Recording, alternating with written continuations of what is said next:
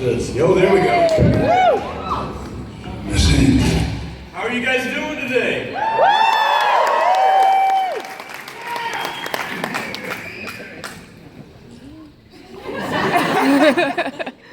Everybody's relatively excited. But one motherfucker.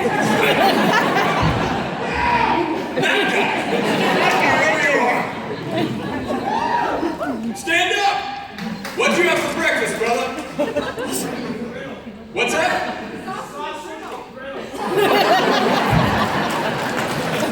I'm just looking to chase a dream too, brother. I'm chasing. Changing up that breakfast recipe.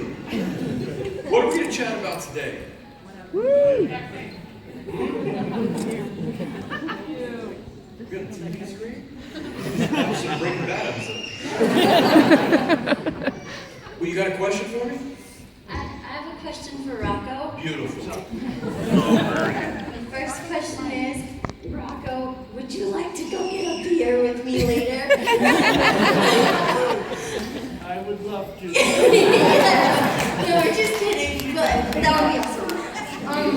My question is, what was your favorite scene to do in the Boondock Saints? Probably the pack your shit scene. All running around. Rock said to me on the day of the set, I mean, you know, the best scenes play out when they're familiar to you, and right before he shot that, Rock went, Sean, deja vu. Like, oh, you kicked some chicks? Yeah. He's like, all right, man, all right, let's see it. Sure enough, man, knocked it out of the park. Wait a minute, mom's giving me a text, hang on. You know what's funny? It's fucking is my mom.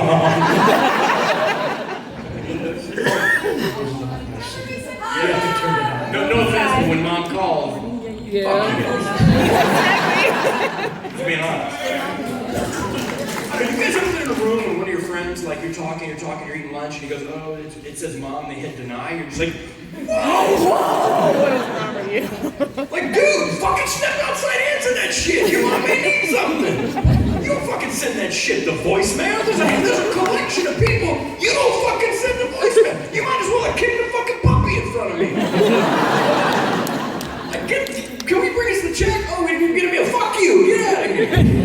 If you send your mom the voicemail, you think I'm gonna be your friend when I call you and it goes to the voicemail, you're like, fuck that guy. He's what you do. What brought that on, but anyway. Oh yeah, it was because my mom texted me. Right. Hello, John. They didn't have any smaller hats? No, they don't. This is the smallest one. So, two questions. One, Sean, are you a talker or a doer? Show of hands here. I'll let the crowd answer that. Who thinks I'm a talker? Okay, like 1%. Who thinks I'm a doer? Although I talk a shitload before I do. I'll tell you that. Yeah, shut me the fuck up. But I always close with a little do. Which leads into the second question for David. One of my favorite parts of pretty much both movies is your speech in All Saints Day. How much of that was scripted? How much of that was... What part? What speech? on the hockey rink? Oh, yeah, we all wrote that. We all wrote that together. Because we were supposed to go to Boston and do it, but something happened and we couldn't go to Boston. So Duff got all together with us and we said these things. And Sean said a couple funny things but got cut out about putting a tip in. We all got to write some shit, so I wrote one that says, you know, a reader man doesn't say he'll only put the tip in, and then actually only put the fucking tip in. Am I right? Show of hands, guys. In the moment, you fucking say anything, man. Only the tip, yeah, Corey, When are we getting Saints Preserve Us? When are we getting what? Saints Preserve Us, the third one. Saints preserve us? That's like the name they're throwing around online is the third Oh, one. who's throwing it around? Everyone. Chachi right front row, who scored it correct. Legion. Not like a lesion on your arm. Legion. This legion of powerful creatures. Soon. It's in the works.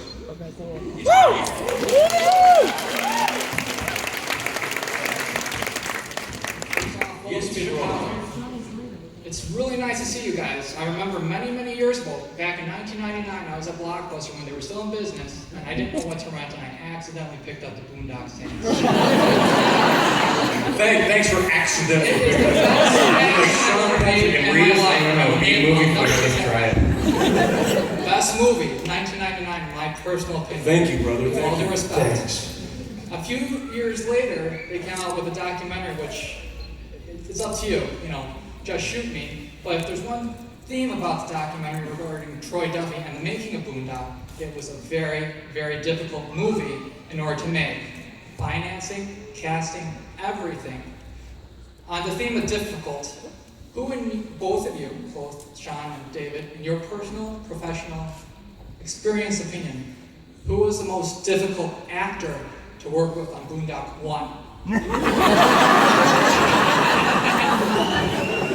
To be honest, and I'm certainly not swinging from any scrotum here, but I was going to say hanging from balls, but fuck, I guess I don't need to censor myself in Boondock now, right? I certainly wouldn't hang from anybody's nuts here, but Boondock just wasn't like that. I have a lot of films where I could throw people under the bus and go, wow, what kind of human are you? Boondock's not one of them, because it's a bunch of dudes doing dude shit, no PC, nothing's off limits. So it's just not an environment for people to be difficult, you know what I mean? It's like, dudes don't go, there was no like, Mr. Flannery, when you're ready, the suit's ready. You know what I mean? It was like, dude, what the fuck are you doing in there? Let's go!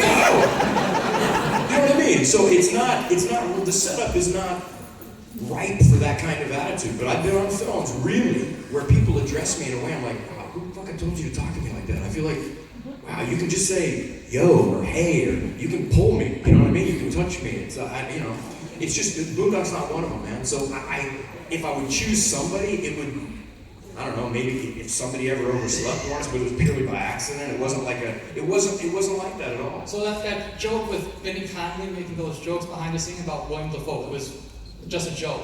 What joke? There was something where in order to get, it looks like morale up on set, Billy Connolly was doing a little thing and making fun of Dafoe, saying like, the tantrums, the long silences. I don't want to do the justice. Yeah, that's Billy Connolly. Oh, he's he was a just funny, joking. he's the funniest cat I've ever met in my life. I'll tell you, one of the most wonderful parts about Boondock and Boondock 2 were driving to the set with damn fucking Billy Connolly. That motherfucker's got some stories. Like, that dude's lit. Like, he's got stories that start with, yes, I was having a sandwich with David, and it was right before the Ziggy Stardust came out. You're like, what, fucking Bowie? David Bowie? Everybody has got stories about Maggie, and it's fucking Margaret Thatcher. I mean, the dude's just, that cat's brain is, he's one of my favorite human beings on the planet Earth, man. Genuinely wonderful dude, man. Wonderful dude, and smart as shit. Okay, thank you so much. You're very welcome. Alright guys, I got two things for you. One is, I'm a former Navy nuke, and we actually have a mnemonic that's based off of Boondock Saints. You're former what? U.S. Navy nuke. Navy what? Nuclear operator. A nuke. Okay, I didn't. I was like, you said it so quick. Stud, brother. Stud. Thank you for the service, first of all. I didn't know who used that. I didn't know you said Navy Duke or Navy. I was like, Navy nuke. Holy shit. Just sat me the fuck down. And our little mnemonic was called Rest in Peace, Little Gray Cat, and it refers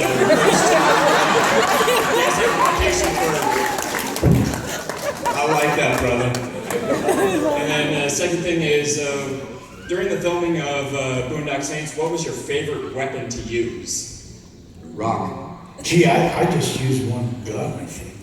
Yeah. So it had to be my favorite. For me, the Beretta 9s, I mean, the Desert Eagles are showy, they're too huge, they're completely inefficient. I mean, that's weapon of choice. I mean, that's what's next to my bed in a safe. Yeah, that's my favorite weapon to use. Well, because I was actually trained on a Beretta 9. Solid weapon, isn't it? Yep. Solid. But the Desert Eagles, they look cool, they look badass, but I don't know, it's a fucking steel, I don't know, it's a cannon holding on the end of your wrist. Yeah, more like intimidation, really. Yeah. I mean, it looks badass, it does. Yeah. But I mean, you're like, I mean, Regis had a hurt shoulder, no shit. And every time we had to shoot that motherfucker, he claims it's a whole shoulder. I just think he's a pussy. When we had to pull him like this, he was going.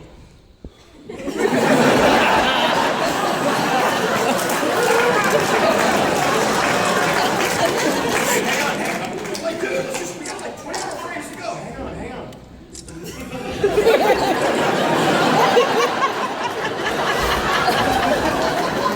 That's why every one of those photos, it looks like he's about to take a big shit. But in all honesty, they do weigh 20 pounds. That fucker's never curled anything more than a, I don't know, a chili cheeseburger.